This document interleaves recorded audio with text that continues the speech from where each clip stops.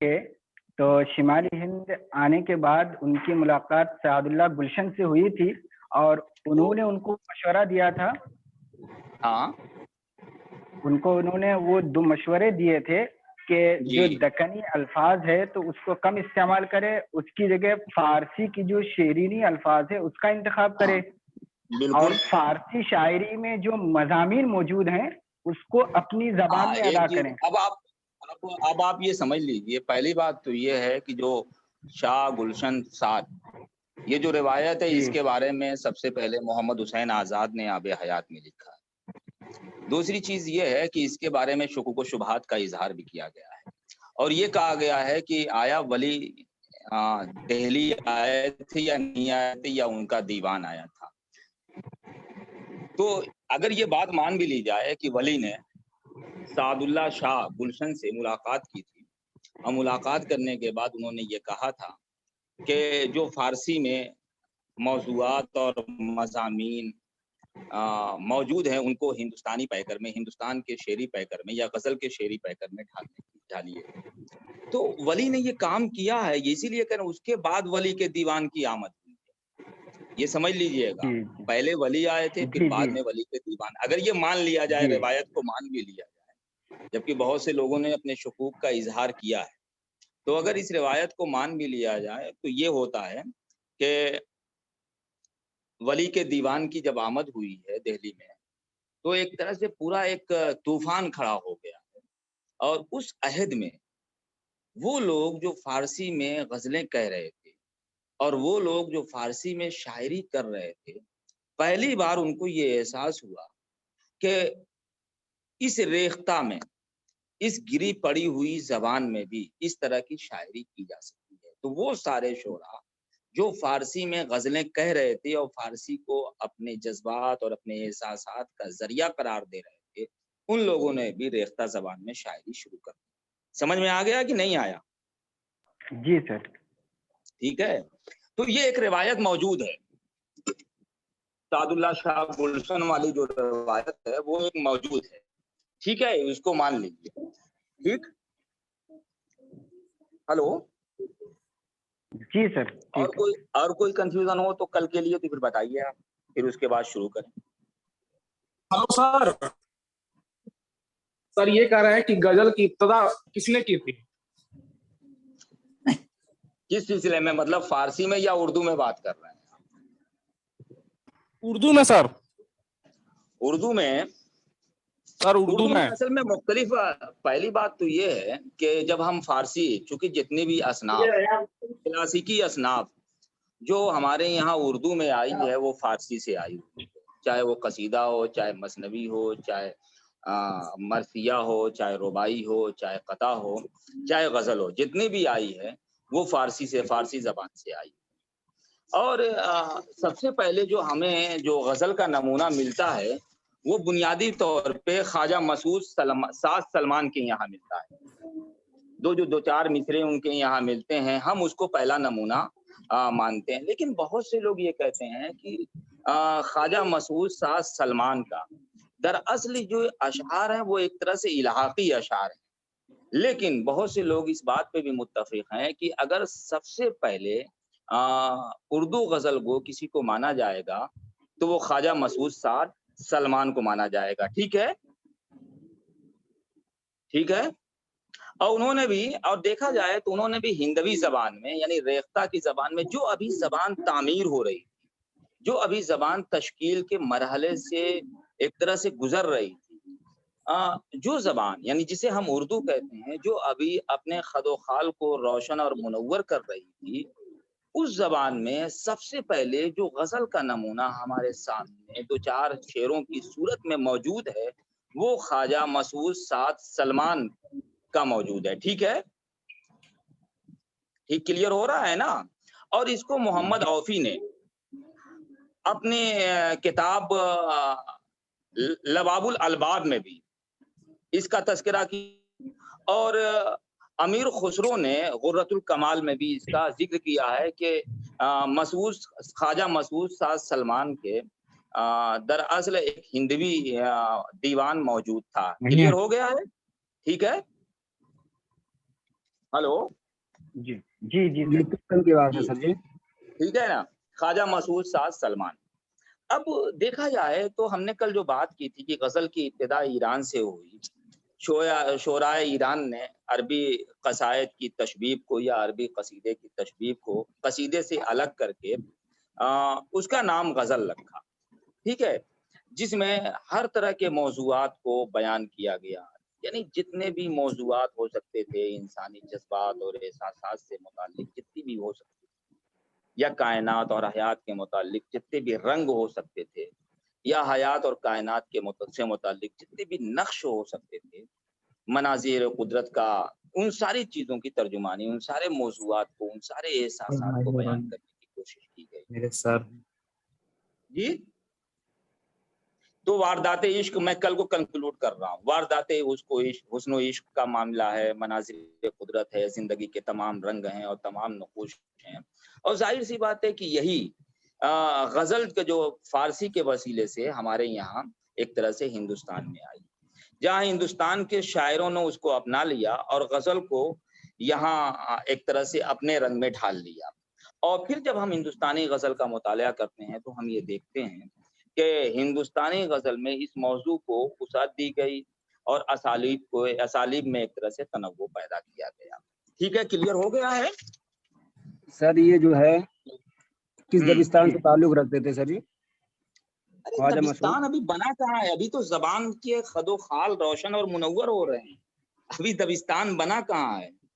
समझ में और आ ये रही है कि नहीं? हाँ। जी, और ये किस सन की बात है सर? हाँ? ये किस सन में इन्होंने शायरी शुरू की थी? ख्वाजा मसूद किन्होंने? साहब, ख्वाजा मसूद साहब। ये इब्तिदाई जब अभी उर्दू के खदो-खाल रोशन और मुनव्वर हो रहे थे और ये हिंदुस्तान के, ज़ाहिर-सी बात है कि अभी उर्दू ज़बान अपने तामीरी मामले में एक तरह से गुज़र, इन्होंने इस तरह के जो अमीर खुसरो और एग्ज़ैक्ट मुझे डेट याद नहीं इसलिए कि इनके बारे में मुझे सीखना पड़ेगा। लेकिन ये है कि मसूद साद सलमान का जब हम दीवान देखते हैं तो उसमें कहीं-कहीं और मुख्तलिफ तज़किरा निगारों ने मीर तक़ी मीर ने निकातुश्शोरा में और दूसरे तज़किरा निगारों ने और मौलाना मोहम्मद हुसैन आज़ाद ने आब हयात में इनका तज़किरा किया है कि इनके यहाँ कुछ हिंदवी, अपने माइक बंद करिए आप लोग। वही तो पूछ रहे हैं। माइक बंद करिए, ठीक है? हेलो, जी सर जी। ठीक है? हेलो, जी सर सुन रहे हैं। सुन रहे हैं। तो देखा जाए तो मसूद साद सलमान जब उर्दू गज़ल अपने इब्तिदाई खदो-खाल को रोशन और मुनव्वर कर रही थी, बल्कि उर्दू गज़ल क्या, जब उर्दू ज़बान अपने खदो-खाल को रोशन और मुनव्वर कर रही थी, और मैं कल आपको सन बता दूँगा या आज ही मैं मैसेज करके आपको सन बता दूँगा, इसलिए कि जब गज़ल की तारीख़ पढ़ते हैं या किसी की भी तारीख़ पढ़ते हैं, तो सन बहुत ज़्यादा अहमियत नहीं रखता है। अब फिर मुझे तहक़ीक़ करनी पड़ेगी और उसको देखना पड़ेगा। ये तो मालूम कर लेना चाहिए कि पहला गज़लगो शायर भी अगर देखा जाए, माना जाए तो, वरना बहुत सी चीज़ें ऐसी हैं कि इसमें एग्ज़ैक्ट नहीं है। लेकिन मसूद साद सलमान को पहला गज़लगो शायर एक तरह से माना जाएगा और इनका हिंदवी दीवान मौजूद था। लबाबुल अलबाब में मोहम्मद औफ़ी ने तज़किरा किया है और अमीर खुसरो ने कुर्रतुल कमाल में भी इसका तज़किरा, इनके दीवान का तज़किरा किया है।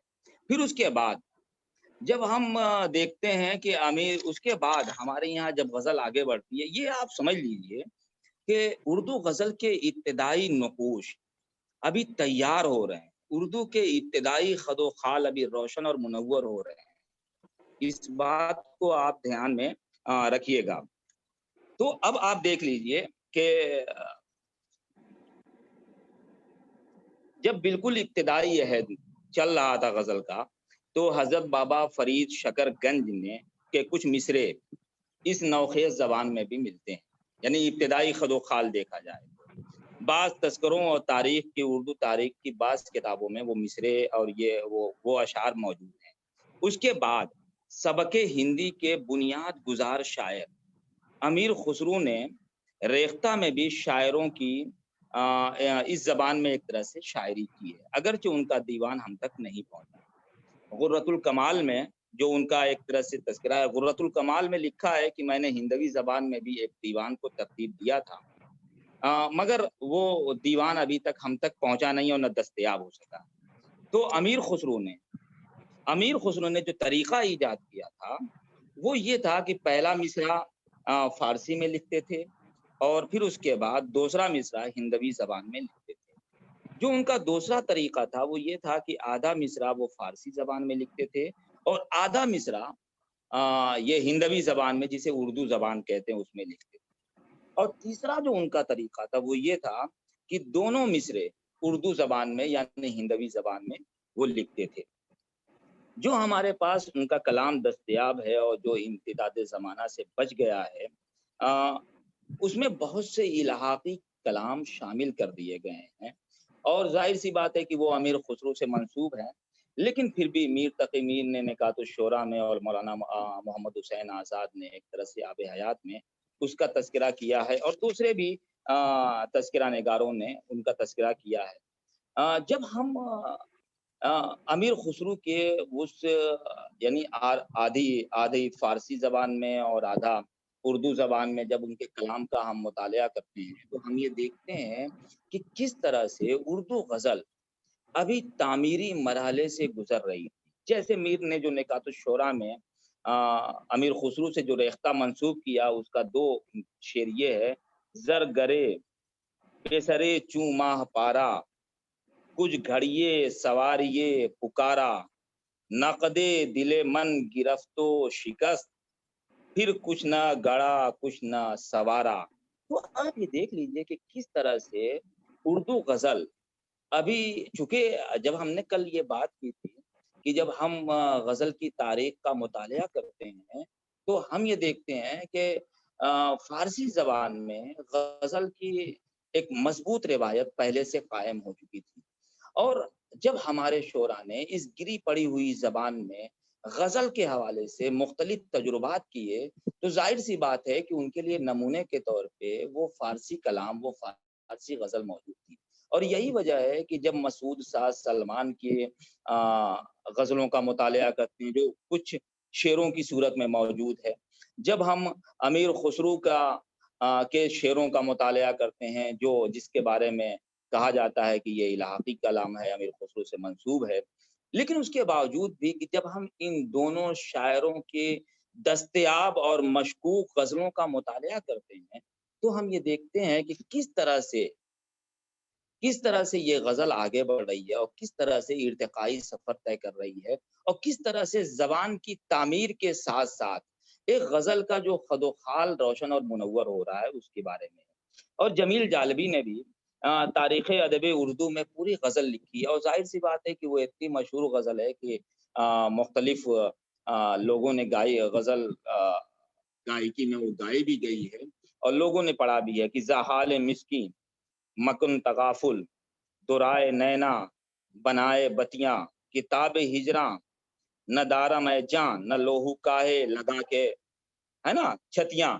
تو آپ یہ دیکھ لیجئے کہ جب ہم امیر خسرو کی کہی ہوئی غزلوں کا مطالعہ کرتے ہیں تو ہم یہ دیکھتے ہیں کہ امیر خسرو نے کس طرح سے ہندوی زبان میں اردو غزل کہنے کے لیے اردو غزل کے اندر کس طرح کے تجربات کیے ہیں، وہ آپ کو صاف طور پہ معلوم ہو جا رہا ہے۔ کہ ابھی ہم نے آپ سے بتایا تھا کہ جب ہم امیر خسرو کی غزلوں کا مطالعہ یعنی جو الحاقی کلام کی صورت میں بھی موجود ہے یا جو منسوب کیا ہوا ہے، جب ہم ان غزلوں کا مطالعہ کرتے ہیں تو ہم یہ دیکھتے ہیں کہ پہلا مصرع یعنی کس طرح سے اردو زبان جب اپنے تعمیری اور تشکیلی مرحلے میں سے گزر رہی تھی، اور ظاہر سی بات ہے کہ اردو غزل بھی اسی وقت کہی جا رہی تھی، تو آپ یہ دیکھیے کہ کس طرح سے پہلا مصرع فارسی میں لکھا گیا، دوسرا مصرع ہندوی زبان میں لکھا گیا، کہیں کہیں انہوں نے یہ کیا ہے کہ آدھا مصرع فارسی زبان میں اور آدھا مصرع ہندوی زبان میں لکھا ہے۔ تیسرا طریقہ یہ ہے کہ دونوں مصرے اردو زبان یعنی ہندوی زبان میں لکھے گئے ہیں۔ تو جب ہم امیر خسرو کا مطالعہ کرتے ہیں تو کلام کا مطالعہ کرتے ہیں تو ہم یہ دیکھتے ہیں کہ امیر خسرو نے ان سارے تجربات کو ایک طرح سے روا رکھا، جائز رکھا، اور اردو غزل کو آگے بڑھانے میں اہم کردار ادا کیا ہے۔ تو جب شمالی ہند میں اردو زبان اپنے تشکیلی مراحل سے، اپنی تعمیری مراحل سے گزر رہی تھی، اس وقت اردو غزل کو مسعود ساز سلمان نے، حضرت بابا فرید شکر گنج نے اور امیر خسرو نے مختلف طریقے سے اس کو سجانے کا، اس کو سنوارنے کا، اس کو بنانے کا، اس کو آگے بڑھانے کا کام کیا ہے۔ اس لیے جب اردو غزل کی ابتدائی صورت پہ بات کی جائے گی تو ان شاعروں کو نظر انداز نہیں کیا جا سکتا ہے۔ کلیئر ہو گیا ہے کہ نہیں ہوا؟ جی سر ہو گیا سر۔ آگے بڑھیں۔ جی جی سر۔ جی جی سر۔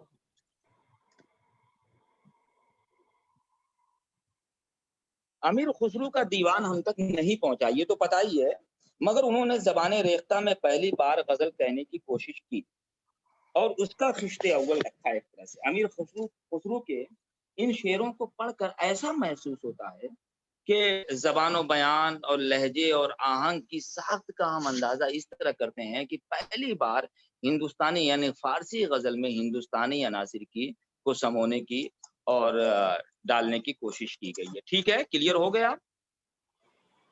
جی سر۔ اب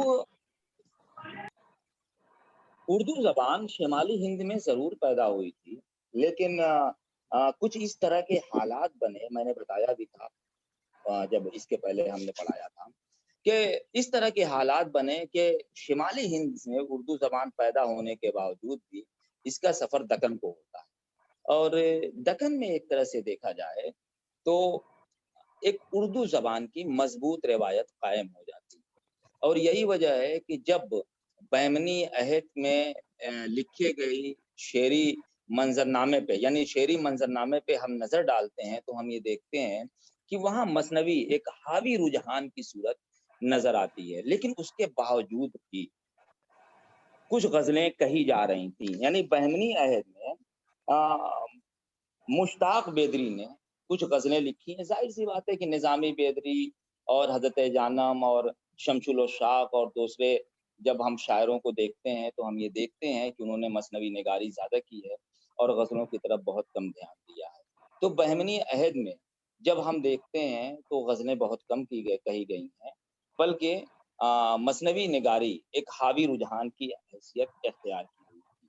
لیکن بہمنی سلطنت کے بکھر جانے کے بعد جب قطب شاہی 5 بڑی سلطنتیں ایک طرح سے وجود میں آئیں، لیکن ان 5 بڑی سلطنتوں میں 3 جو سلطنتیں تھیں ان کا کوئی اردو سے تعلق نہیں تھا، لیکن 2 بڑی سلطنتیں ایسی تھیں جنہوں نے اردو کی سرپرستی کی، اردو زبان کو آگے بڑھانے میں اہم کردار ادا کیا، اردو شاعری کی ایک پوری فضا تیار کی۔ لیکن آپ کو ایک چیز سمجھنا پڑے گی کہ جب ہم دکن کی ادبی صورتحال کو شعری صورتحال کا مطالعہ کرتے ہیں تو ہم یہ دیکھتے ہیں کہ پورے دکن کے شعری منظرنامے پہ مثنوی کو ایک حاوی رجحان کی حیثیت حاصل ہے۔ یعنی جتنے بھی مشہور شعراء آپ کو ملیں گے، جتنے بھی باکمال شعراء ملیں گے، انہوں نے غزلوں کی طرف بہت کم توجہ دی ہے، لیکن مثنوی نگاری کی طرف بہت زیادہ توجہ دی۔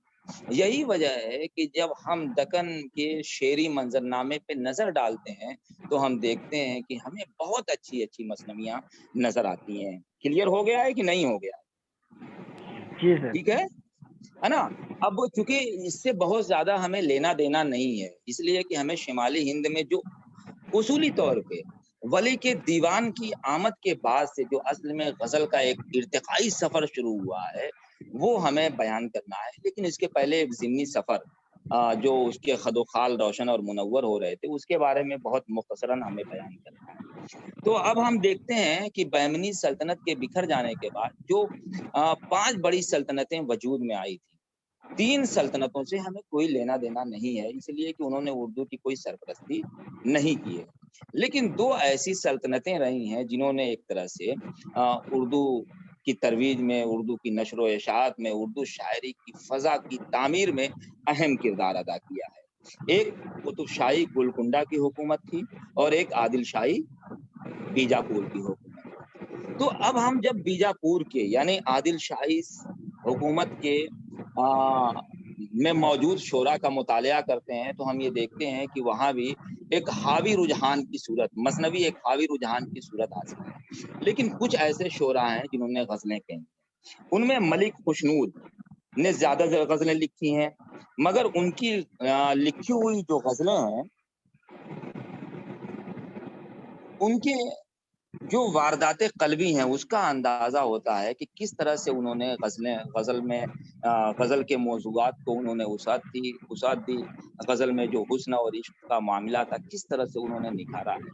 تو بہت جلدی ہم اس پہ بات کریں گے۔ تو ملک خوشنود نے زیادہ غزلیں لکھی ہیں، پھر اس کے بعد مرزا محمد مقیمی جس نے چندر بدن اور مہیار مثنوی لکھی ہے، اس نے بھی کچھ غزلیں لکھی ہیں، اور پھر اس کے بعد کمال خان رستمی جو ایک مثنوی نگار شاعر تھا اور بڑا مثنوی نگار شاعر تھا، جس کی مشہور مثنوی خاورنامہ ہے، جس میں 24,000 اشعار پر مشتمل ہے، اور ظاہر سی بات ہے اس نے بھی کچھ غزلیں کہی ہیں۔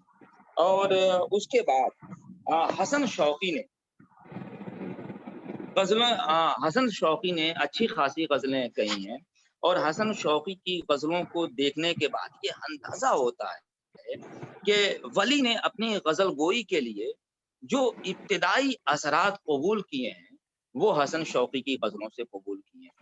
اس لیے کہ جب ہم ولی کی غزلوں کا اور حسن شوقی کی غزلوں کا تقابلی مطالعہ کرتے ہیں تو ہم یہ دیکھتے ہیں کہ ولی کی غزلوں میں جو خوبیاں موجود ہیں اپنی ابتدائی صورت میں، ولی کے یہاں جن موضوعات کو برتا گیا ہے وہ موضوعات یا وہ خوبیاں حسن شوقی کے یہاں پہلے سے موجود ہیں۔ تو حسن شوقی ایک طرح سے ایک دکن میں اور خاص طور سے عادل شاہی حکومت میں ایک ایسا اور اہم شاعر تھا جس نے غزل کی فضا کی تعمیر میں ایک اہم کردار ادا کیا ہے۔ اسی لیے جب ہم اس کی غزلوں کا مطالعہ کرتے ہیں تو ہم یہ دیکھتے ہیں کہ اس کی غزلیں بڑی نکھری ہوئی صورت میں ہمارے سامنے نظر آتی ہیں، اور غزل کی جو خوبیاں موجود ہیں، غزل کے لیے جن خوبیوں کا ہونا ضروری ہے وہ ساری خوبیاں ان میں موجود ہیں۔ پہلی بار فارسی غزلوں کو حسن شوقی کی غزلوں کے سامنے رکھا جا سکتا ہے، یا حسن شوقی کی غزلوں کو فارسی غزلوں کے سامنے رکھا جاتا ہے، ورنہ ابھی تک امیر خسرو، مسعود سعد سلمان اور پھر دکن میں جو بھی غزلیں کہی گئی ہیں وہ غزلیں جزوی طور پہ دیکھا جائے تو ان میں غزل کی خوبیاں موجود ہیں۔ لیکن پہلی بار حسن شوقی کے یہاں غزل اپنی سارے لوازمات کے ساتھ، اپنی ساری خوبیوں کے ساتھ، اپنے سارے حسن کے ساتھ موجود ہے، اور جب ہم اس کی غزلوں کا مطالعہ کرتے ہیں تو ہم یہ دیکھتے ہیں کہ اس کے غزلوں کا جو بنیادی موضوع ہے وہ حسن اور عشق ہے، اور عشق کے جتنے بھی رویے اس زمانے میں ہو سکتے تھے، عشق کے جتنے بھی زاویے اس زمانے میں ہو سکتے تھے، ان سارے زاویوں کو، ان سارے رویوں کو بیان کرنے کی حسن شوقی نے کوشش کی، اور غزل کے پیرائے میں پورے شعری آہنگ میں بیان کرنے کی کوشش کی ہے۔ اسی لیے جب آج بھی ہم حسن شوقی کی غزلوں کا مطالعہ کرتے ہیں تو ہم یہ دیکھتے ہیں کہ اس کی غزلیں ایک تو عشق کا اساس غزلیں ہیں، عشق کا بنیادی تصور اس کے یہاں موجود ہے، اور وہ ہمارے جذبات سے ہم آہنگ نظر آتی ہیں۔ اسی لیے دکن میں اردو غزل کے ابتدائی عہد کا جائزہ لیتے ہوئے ہم کبھی بھی حسن شوقی کی غزلوں کو نظر انداز نہیں کر سکتے۔ اب اس کے بعد جب آتے ہیں تو اسی عہد میں یعنی عادل شاہی عہد میں ہی شاہی کی غزلیں، شاہی نے بھی کچھ غزلیں کہی ہیں، لیکن جب ہم شاہی کی غزلوں کا مطالعہ بڑے مختصر انداز میں کہ جب ہم شاہی کی غزلوں کا مطالعہ کرتے ہیں تو ہم یہ دیکھتے ہیں کہ اس پہ صاف طور پہ حسن شوقی کے اثرات موجود ہیں۔ ہم اس کے بعد آتے ہیں نصرتی، اور ظاہر سی بات ہے کہ یہ بہت بڑا شاعر، بہت بڑا مثنوی نگار شاعر ہے، اور نصرتی بنیادی طور پر مثنوی نگار شاعر ہے، گلشن عشق ہے، علی نامہ ہے اور تاریخ اسکندری ہے اس نے کہی ہیں، لیکن نصرتی کی غزل کا بھی ایک دیوان موجود ہے۔ ان کی غزلوں کا موضوع عشق اور حسن ہے، مگر ہندی اور سنسکرت کی روایت کے مطابق جب ہم ان کی غزلوں کا مطالعہ کرتے ہیں تو ہم یہ دیکھتے ہیں کہ ہندی اور سنسکرت کی روایت کے مطابق وہاں محبت کرنے والا جو عاشق ہوتا ہے وہ اپنی محبت کا اظہار نہیں کرتا ہے، بلکہ جو معشوق ہے وہ اپنی محبت کا اظہار کرتی ہے۔ تو نصرتی کے یہاں جو غزل کے سارے لوازمات ہیں، جو غزل کے موضوعات ہیں، وہ ہمیں اس کے یہاں ملتے ہیں۔ اور پھر اس کے بعد ہاشمی ہیں اور عیاقی ہیں، انہوں نے بھی کچھ غزلیں کہی ہیں۔ تو دیکھا جائے تو اردو مثنوی نگاری جو ظاہر سی بات ہے کہ عادل شاہی عہد میں ایک حاوی رجحان کی حیثیت رکھتی تھی، اور سارے باکمال شعرا مثنوی نگاری کی طرف مائل تھے، لیکن اس کے باوجود اسی کے ساتھ ساتھ دوسری صورت میں شاعروں نے غزلیں بھی کہی ہیں۔ یہ الگ مسئلہ ہے کہ غزل گوئی ایک حاوی رجحان کی حیثیت نہیں